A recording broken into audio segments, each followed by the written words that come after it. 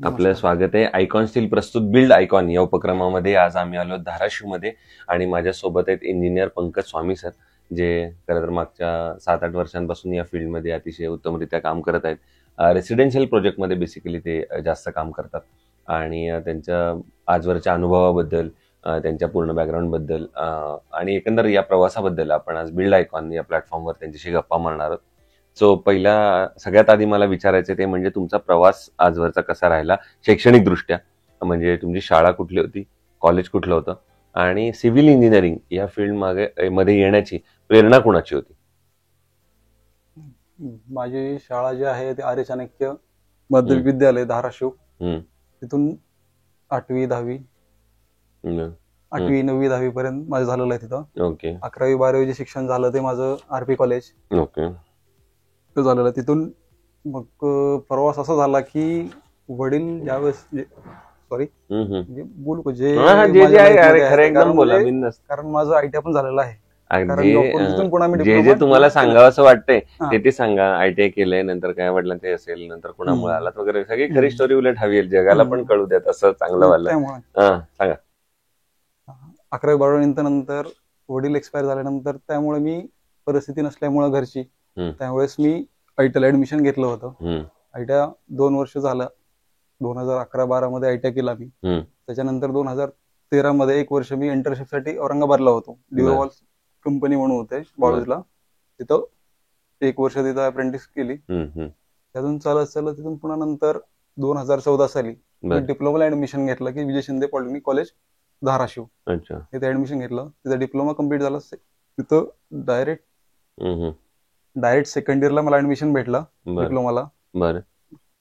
2 वर्ष डिप्लोमा झाल्यानंतर मी 2015 साली Tirna college of TPCT college of engineering Dharashiv तिथे ऍडमिशन घेतलं डायरेक्ट सेकंड इयरला. कारण डिप्लोमा झाल्यामुळे मला डायरेक्ट सेकंड इयरला ऍडमिशन भेटलं.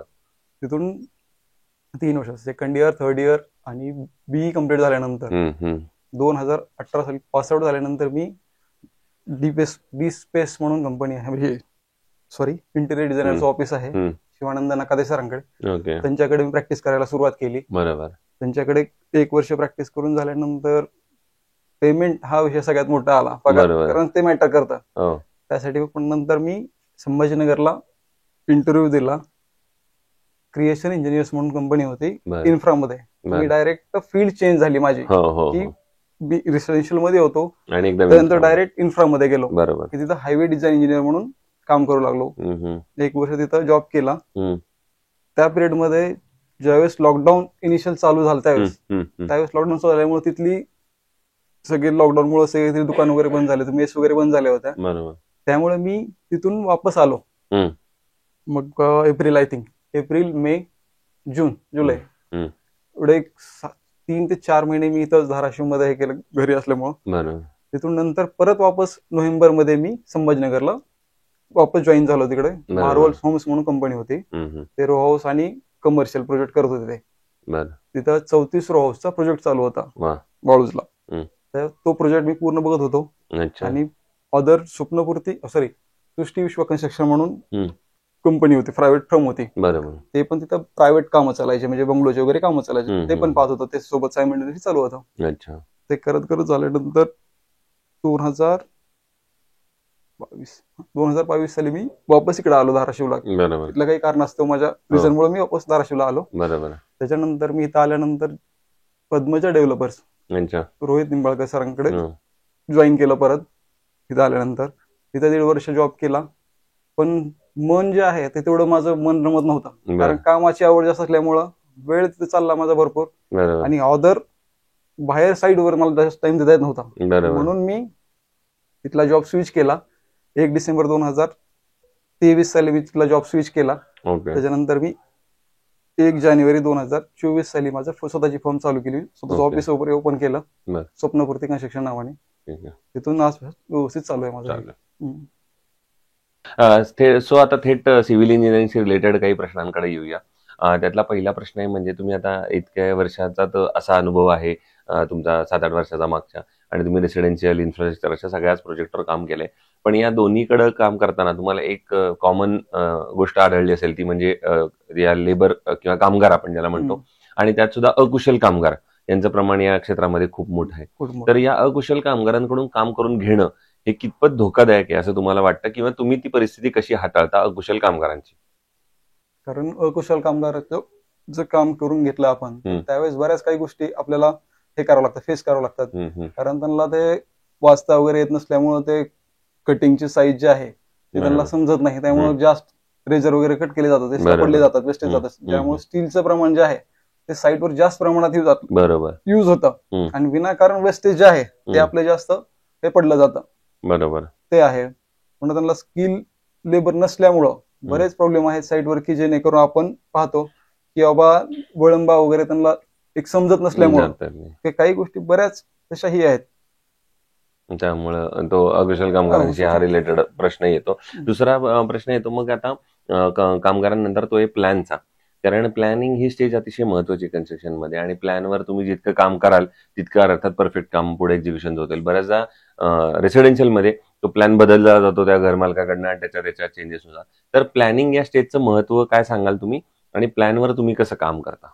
प्लॅनिंग हा सगळ्यात मोठा मेजर इश्यू आहे त्याच्यामध्ये आपल्या क्षेत्रामध्ये. कारण काय होतं, वास्तुशास्त्राच्या नियमानुसार आपले बरेचसे कामं जे आहेत ते आजकाल चालू झालेले आहे जास्त बऱ्याच प्रमाणामध्ये. कारण खेडेगावामध्ये जास्त काय होतं की सिव्हिल इंजिनियरला एवढं महत्व नव्हतं. कारण मिस्त्री जी लोक आहेत ते काय करायची की इंजिनियरची गरज नाही, की आपण करू आपल्या आपण म्हणजे मालक आणि मिस्त्री लोकच ऍडजस्ट करून ते कामं बनवत होते, प्लॅन वगैरे करत होते. पण ते वास्तुशास्त्राच्या नियमानुसार बसत नव्हते प्लॅन. बरोबर. त्यामुळे ते नकळत आपल्या घरावर इफेक्ट पडतो. त्याच्यामुळे मग ते काय झालेलं आहे की आजकाल जो आहे की मी जे पाहण्यात आलं माझ्या प्रॅक्टिसमध्ये हळूहळू जे झालेलं आहे की खेडेगावामध्ये प्रमाण एक चेंज झालं, बघण्या दृष्टिकोन एक चेंज झालेला आहे सिव्हिल इंजिनियरकडे, की बाबा ऍटलीस्ट आपण प्लॅन, स्टील डिझाईन, 3D मार्कआउट ह्या गोष्टी तरी आपण करून घ्यावं इंजिनियरकडनं. व्हिजिटला एक आपण हे करू जसं आपल्या ह्याच्या सोयीनुसार की बजेटनुसार ते आपल्याला हे करतायत. पण अगोदर तसं नव्हतं, की ते आता ते बघण्या दृष्टिकोन चांगल्या प्रमाणात चेंज झालेला आहे इंजिनियरकडे, की बाबा आपण ऍटलीस्ट प्लॅन वगैरे करून घेऊ. आणि जेणेकरून त्यांना पण जास्त गोष्टीचं हे झालेलं आहे की बाबा प्लॅनिंग इंजिनियरकडनं केल्यानंतर जेणेकरून घरातला जो वास्तू जो दोष आहे तो कमी आपल्याला करता येतो, किंवा एक हेच करता येतो. बरोबर, पूर्ण काढता येतो. बरोबर. दुसरं असं आहे की प्लॅनिंग नंतर गोष्ट सगळ्यात जी महत्वाची ती म्हणजे बजेट. आणि बऱ्याचदा असं होतं की त्या कस्टमरचं बजेट लिमिटेड असतं आणि त्याच्या अपेक्षा थोड्या जास्त असतात. तर मग अशा वेळेला ते बजेट आणि क्वालिटी कन्स्ट्रक्शनची हे दोन्ही कसं तुम्ही सांभाळता?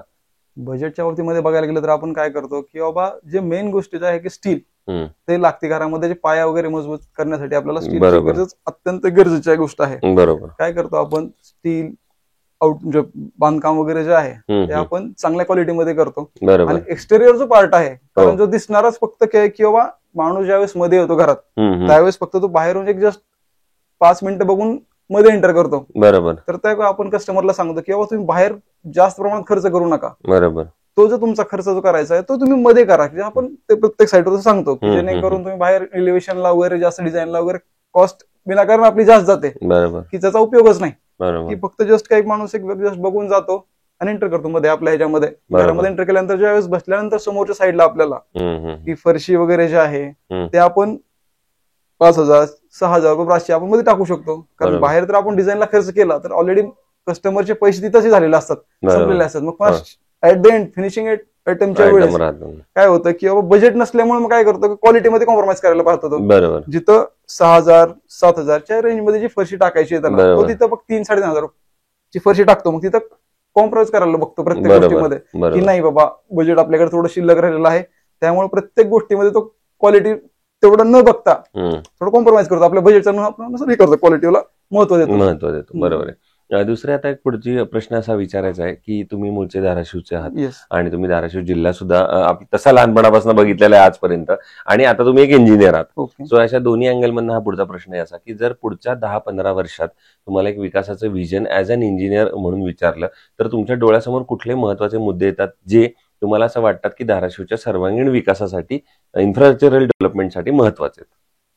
कारण धाराशिवच्या शहरासाठी विकासासाठी महत्वाचं सगळ्यात आहे की आपल्या इथं इंडस्ट्रियल एरिया नाहीये जास्त. बरोबर. त्याच्यामुळे रोजगार वगैरे नाहीयेत. बरोबर. त्यामुळे इंजिनियरचे जे प्रोजेक्ट जे येण्याचं प्रमाण जे आहे ते कमी आहे साईट्स येण्याचं. कारण इथं बिझनेस इंडस्ट्री एरिया नसल्यामुळे तिथं वर्कर्स वगैरे येत नाहीयेत. बरोबर. त्याच्यामुळे जे मेजर जे आहेत आपलं जी धाराशिव सिटी जे आहे ते गव्हर्नमेंट बेसिस आहे फक्त गव्हर्नमेंटच्या लोकांवरच आपलं हे सिटी चालते धाराशिवची, असं मला वाटतं पर्टिक्युलरली.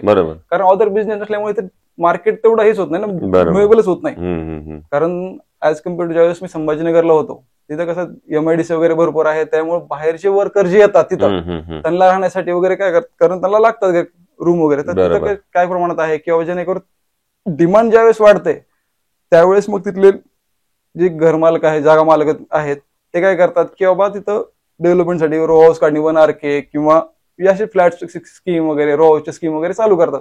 पण इथं धाराशिवमध्ये तसं नाही आता सध्याच्या ह्याच्यामध्ये.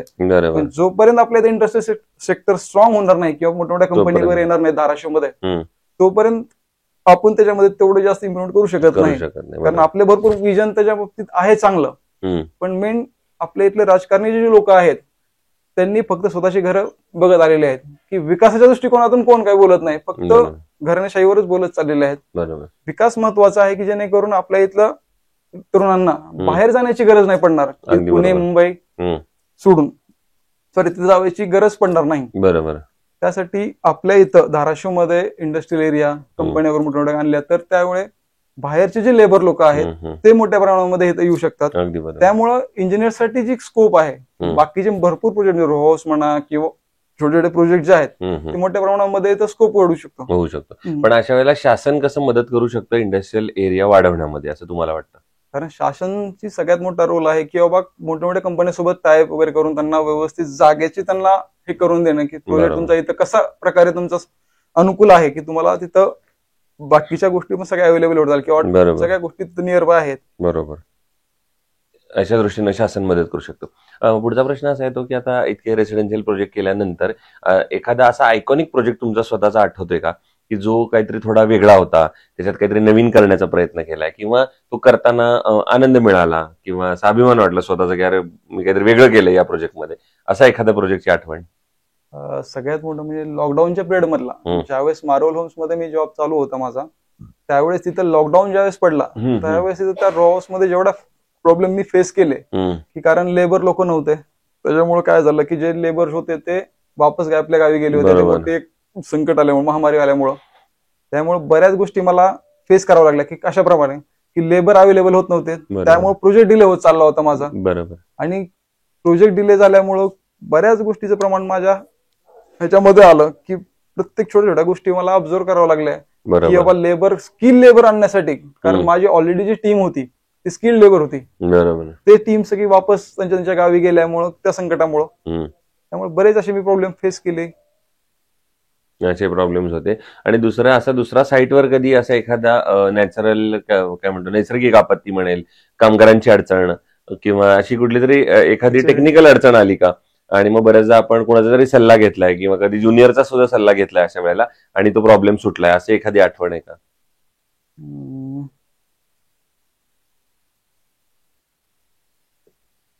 किंवा मग म्हणजे पुढचा प्रश्न असाही एखादा विचारू शकतो की या कन्स्ट्रक्शन फील्डमध्ये स्टील हे अतिशय महत्वाचा घटक आहे आणि आपण ज्या क्षेत्रामध्ये आहे तो भूकंप प्रवण क्षेत्र आहे, तर त्यामध्ये स्टील निवडताना तुम्ही काय काळजी बघता किंवा काय पॅरामीटर्स बघता आणि मग स्टील निवडता?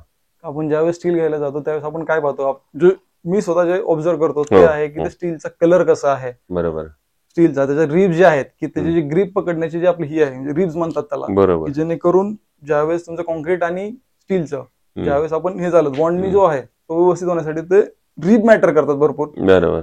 त्याची लेंथ किती मीटरची आहे, बरोबर, ते चेक केलं जातं. हे झालं स्टील निवडताना. दुसरं, आयकॉन स्टील तुम्ही कधी आजपर्यंत वापरले का? आणि तुमचा ओव्हरऑल आयकॉन स्टील बद्दलचा प्रॉडक्ट आणि सर्व्हिसेस दोन्हीचा अनुभव कसा होता? मी आयकॉन स्टील जे स्टील जे आहे ते संभाजीनगरला युज केलेलं आहे. बरं. तिथे सर्व्हिस वगैरे व्यवस्थित होती आणि स्टील जे आहे ते अतिशय चांगल्या प्रकारे तिथे केली ट्रीटमेंट केली जाते. त्याच्यावर क्वालिटी वगैरे त्या बाबतीमध्ये स्ट्रेंथ आणि डक्टिलिटी ह्याच्यावर जास्त काम केलेलं आहे स्टील बरोबर कंपनीने. आणि रिस्पॉन्स वगैरे पण चांगला आहे, सर्व्हिस वगैरे चांगली देतात. चांगली आहे. आणि दुसरा आता एक शेवटचा प्रश्न म्हणजे या क्षेत्रात आता जे नव्यानं तुमचे मित्र येत आहेत, ज्युनियर्स येत आहेत, त्यांना या क्षेत्रात पहिलं पाऊल टाकण्यापूर्वी एक मित्रत्वाच्या नात्यानं काय सल्ला द्याल तुम्ही?